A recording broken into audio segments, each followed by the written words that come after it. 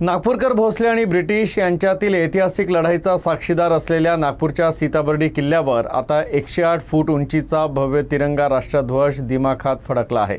भारतीय सेनेच्या उत्तर महाराष्ट्र आणि गुजरात सब एरिया मुख्यालय तसंच फ्लॅग फाउंडेशन ऑफ इंडिया यांच्या संयुक्त सहकार्यानं या ऐतिहासिक सीताबर्डी टेकडीवर हे भव्य ध्वज स्मारक तयार करण्यात आलं आहे।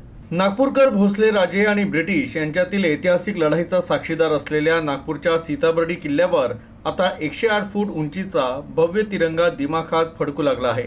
उत्तर महाराष्ट्र आणि गुजरात सब एरिया मुख्यालय तसंच फ्लॅग फाउंडेशन ऑफ इंडियाच्या संयुक्त विद्यमानं या ध्वज स्मारकाचं उद्घाटन करण्यात आलं।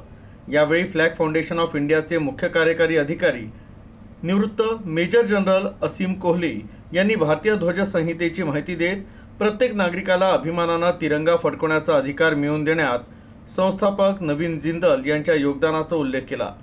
तसंच त्यांनी राष्ट्रध्वज हा राष्ट्रीय एकात्मता आणि जवानांच्या बलिदानाचं प्रतीक असल्याचंही सांगितलं। या सोहळ्याला भारतीय सेना, पोलीस विभाग आणि नागरी प्रशासनातील अनेक मान्यवर उपस्थित होते। सीताबर्डी किल्ल्यावरील हा भव्य तिरंगा आता नागपूरचं नवं आकर्षण ठरणार आहे।